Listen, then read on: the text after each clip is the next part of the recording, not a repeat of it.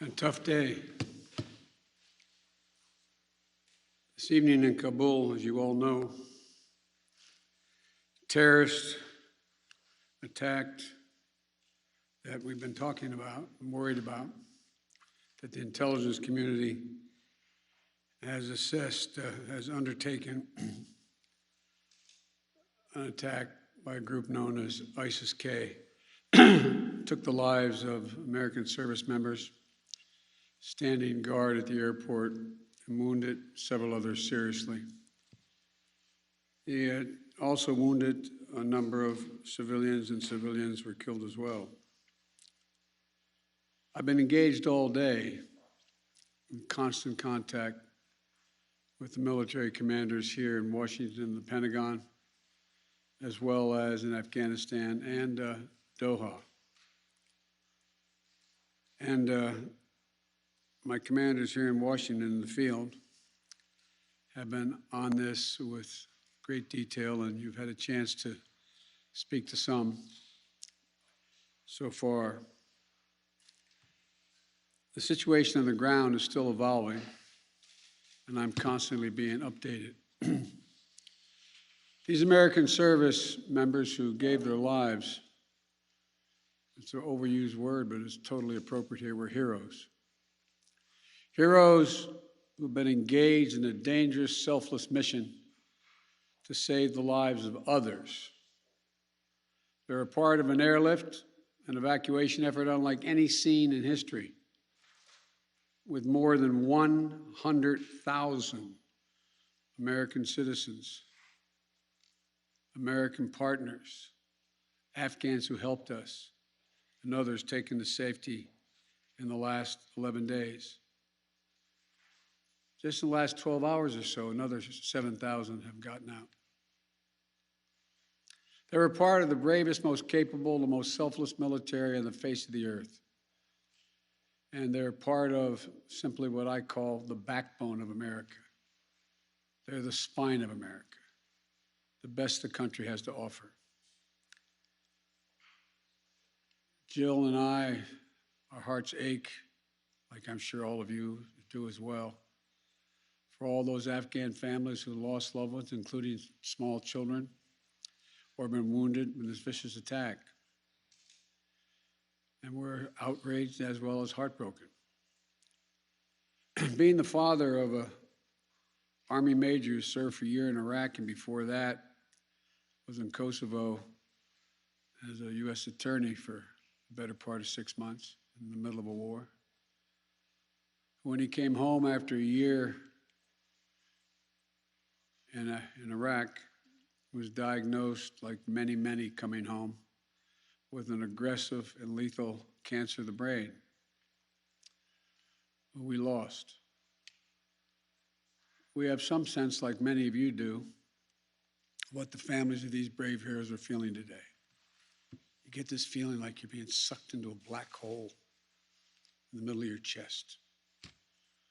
There's no way out. My heart aches for you. But I know this.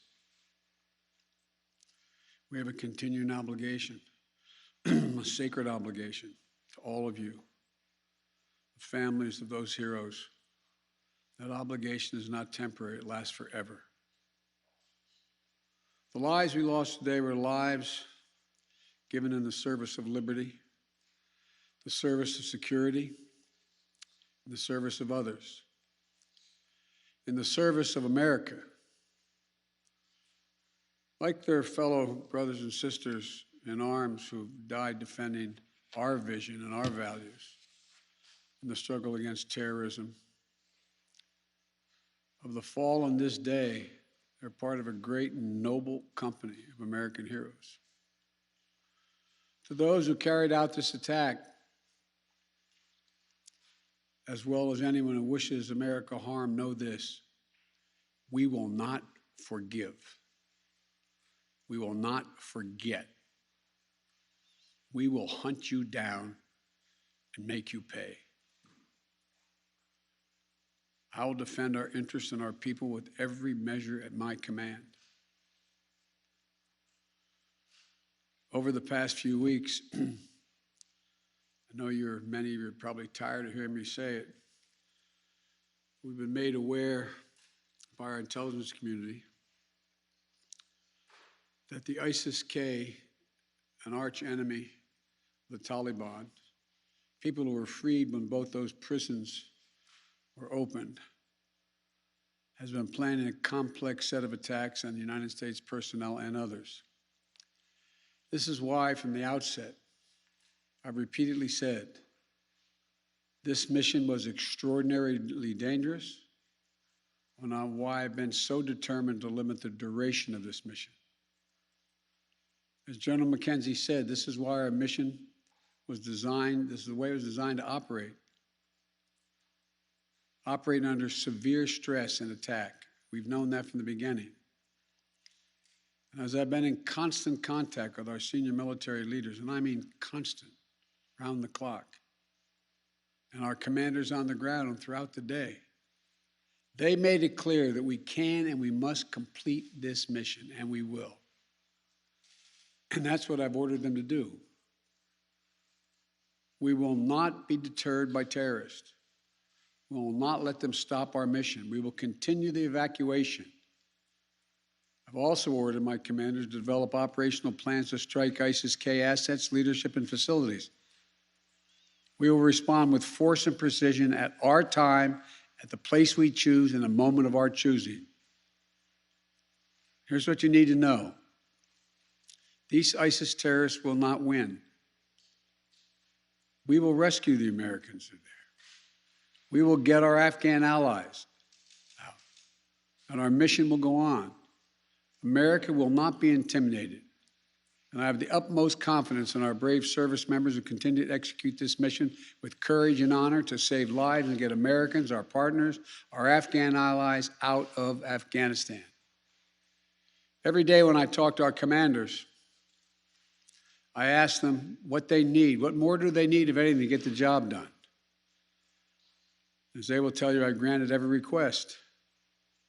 I reiterated to them today on 3 occasions that they should take the maximum steps necessary to protect our forces on the ground in Kabul. And I also want to thank the Secretary of Defense and the military leadership of the Pentagon and all the commanders in the field.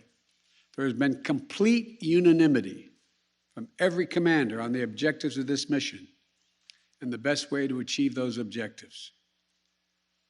Those who have served through the ages have drawn inspiration from the book of Isaiah, when the Lord says, "Whom shall I send? Who shall go for us?" The American military has been answering for a long time. "Here I am, Lord, send me. Here I am, send me." Each one of these women and men of our armed forces are the heirs of that tradition of sacrifice, of volunteering to go in harm's way, to risk everything, not for glory, not for profit, but to defend what we love and the people we love. And I ask that you join me now in a moment of silence for all those in uniform and out of uniform, military and civilian, who have given the last full measure of devotion.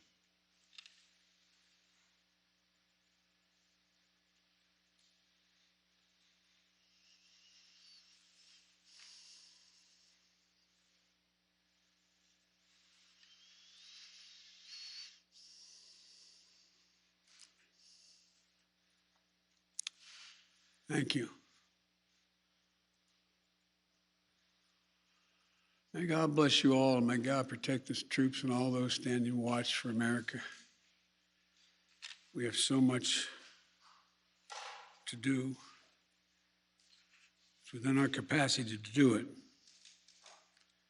We just have to remain steadfast. Steadfast.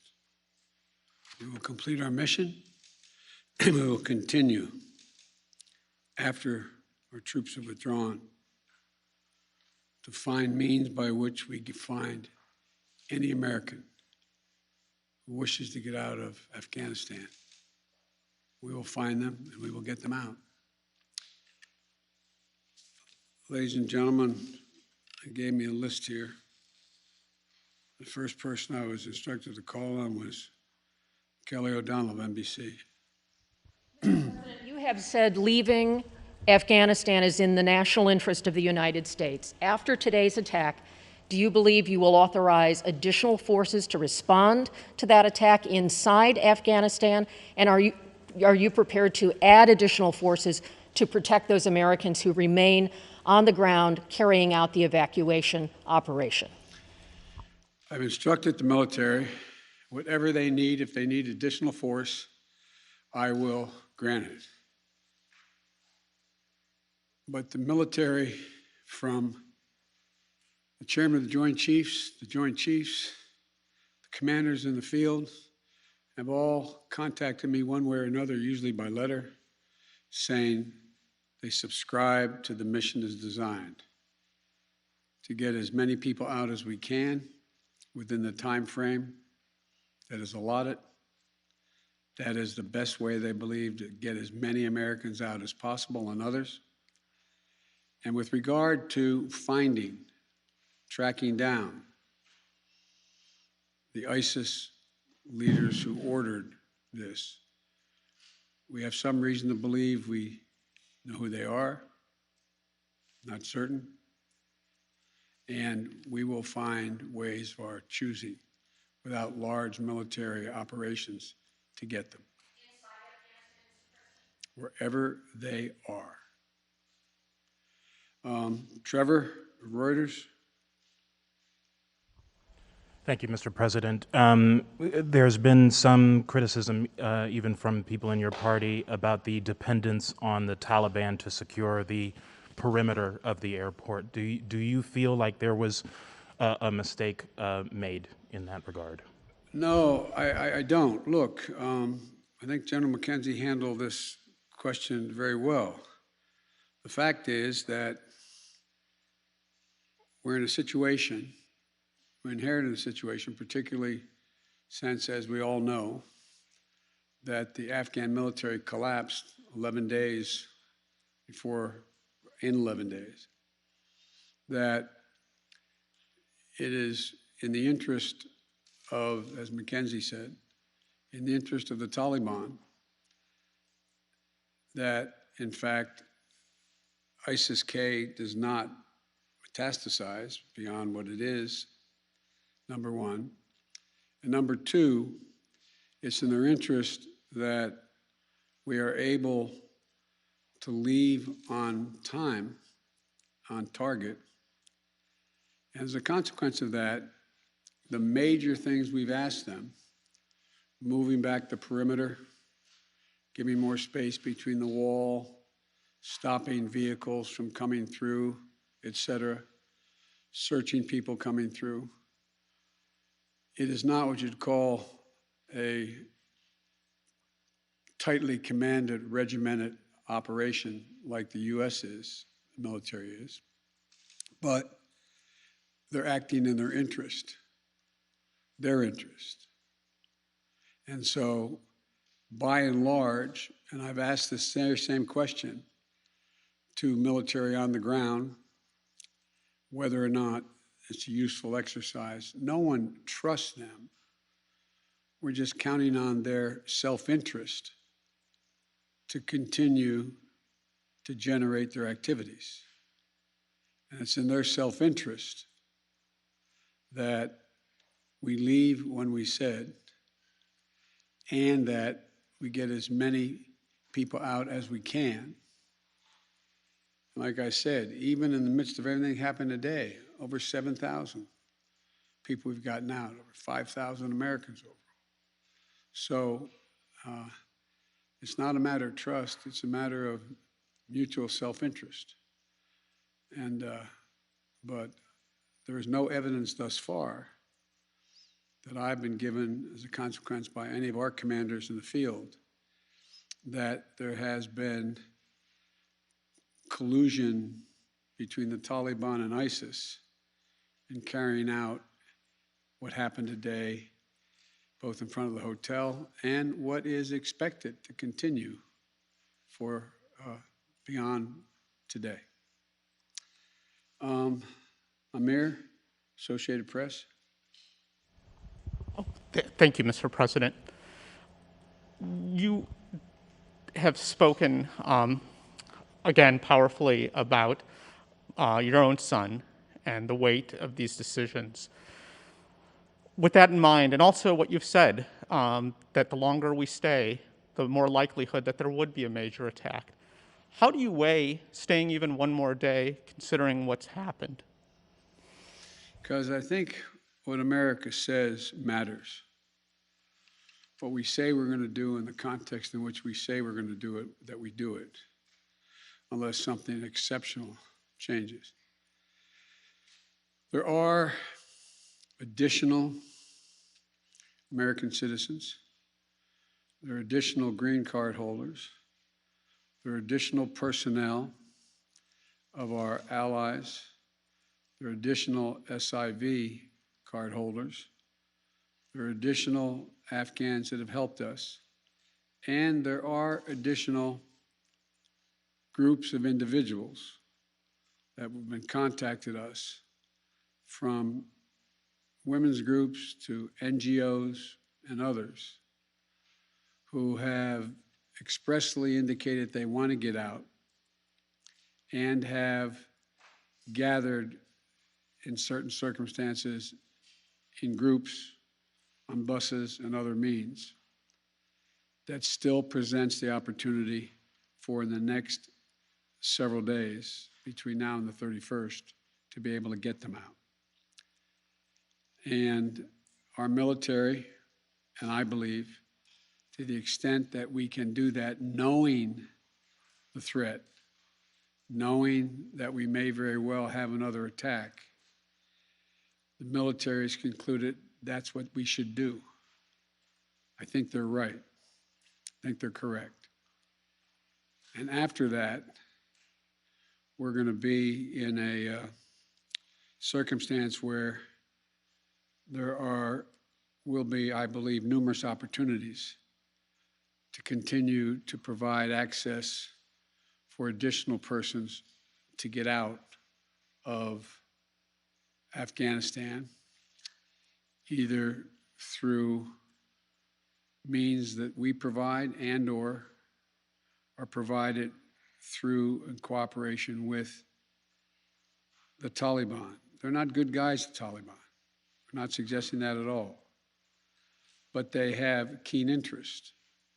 As many of you have been reporting, they very much would like to figure out how to keep the airport open. They don't have the capacity to do it.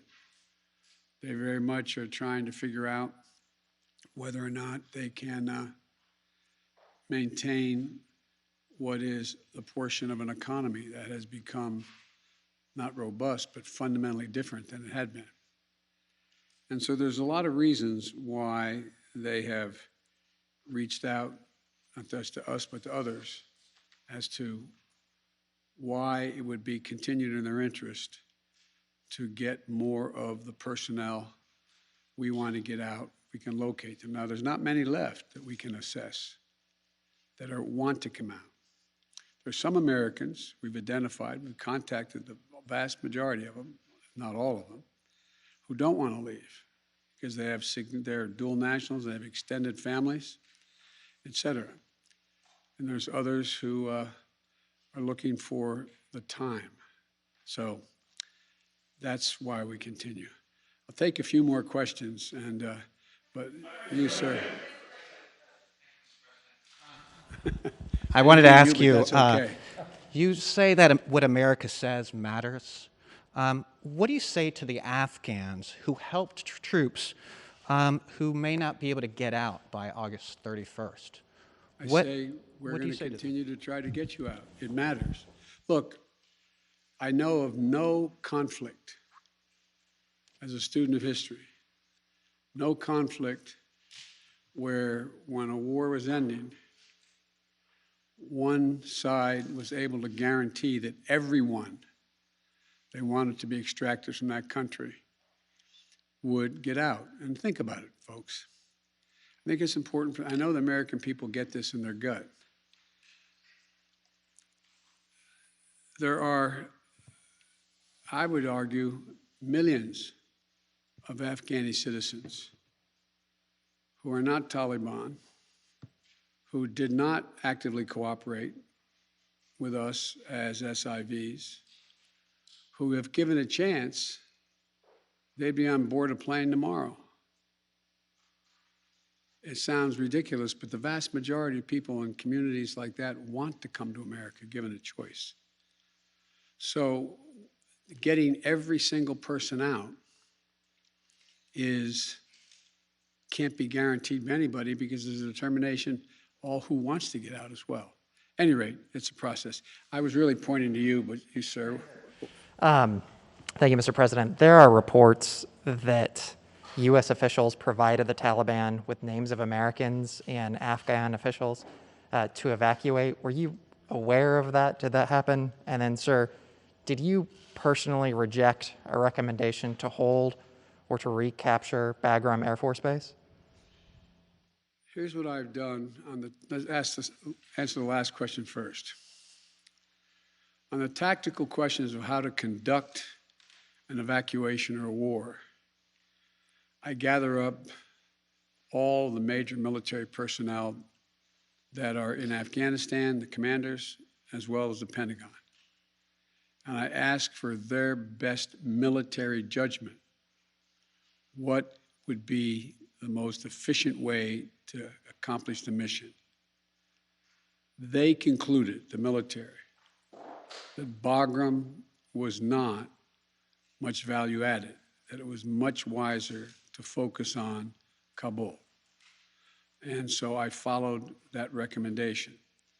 With regard to, there are certain circumstances where we've gotten information, and quite frankly, sometimes from some of you, saying you know of such and such a group of people are trying to get out, and they're on a bus, they're moving from other people. And this is their location. And there have been occasions when our military has contacted their military counterparts in the Taliban and said, this, for example, this bus is coming through with X number of people on it, made up of the following group of people. We want you to let that bus or that group through. So yes, there have been occasions like that. And to the best of my knowledge, in those cases, the bulk of that has occurred, they've been let through. But I can't tell you with any certitude that there's actually been a list of names. I know there may have been, but I know of no circumstance. It doesn't mean it didn't exist. That here's the names of 12 people, they're coming, let them through. It could very well have happened. I'll take one more question. Wait. Let me take the one question from the most interesting guy that I know in the press. That's you. Mr. President, there had not been a U.S. service member killed in combat in Afghanistan since February of 2020. You set a deadline, you pulled troops out, you sent troops back in, and now 12 Marines are dead. You said the buck stops with you. Do you bear any responsibility for the way that things have unfolded in the last 2 weeks? I bear responsibility for fundamentally all that's happened of late. But here's the deal. You know, I wish you'd one day say these things. You know as well as I do that the former president made a deal with the Taliban that he would get all American forces out of Afghanistan by May 1. In return, the commitment was made, and that was a year before. In return, he was given a commitment that the Taliban would continue to attack others, but would not attack any American forces. Remember that? I'm being serious. No, I'm asking you a question. Because before... No, wait a minute. I'm asking you a question. Is that accurate, the best of your knowledge? What? I don't think that's the issue. Do you think that people have an issue with pulling out of Afghanistan or just the way that things have happened? I think they have an issue that people are likely to get hurt. Some, as we've seen, have gotten killed, and that it is messy. The reason why, whether my friend will acknowledge it always reported it. The reason why there were no attacks on Americans, as you said, from the date until I came into office, was because the commitment was made by President Trump, I will be out by May 1st. In the meantime, you agree not to attack any Americans. That was the deal. That's why no American was attacked.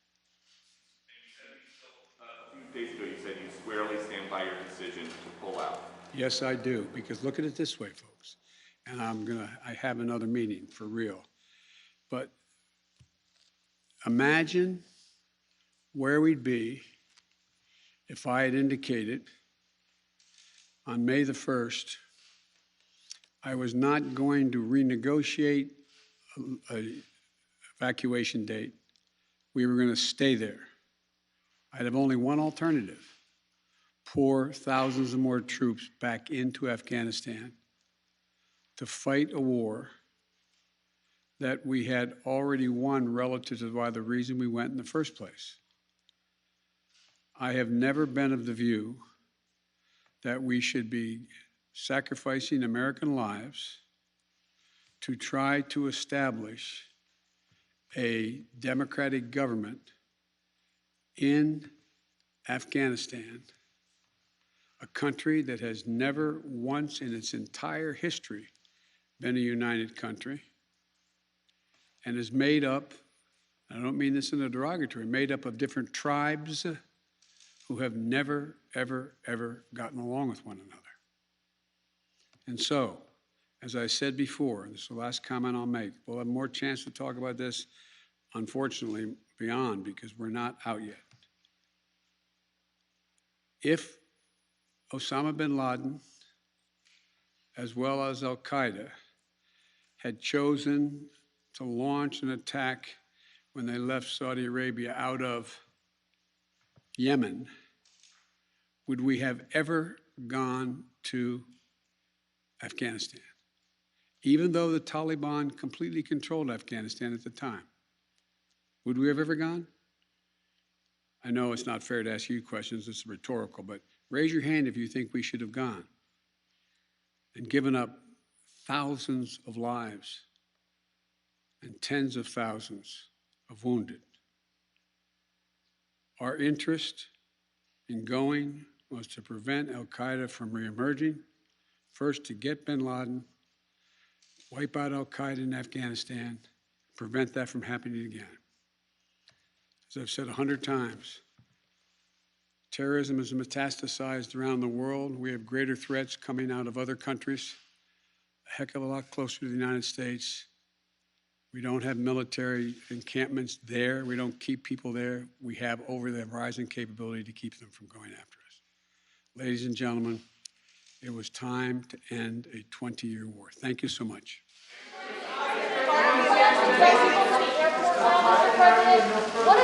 Will you recognize the Taliban as a government?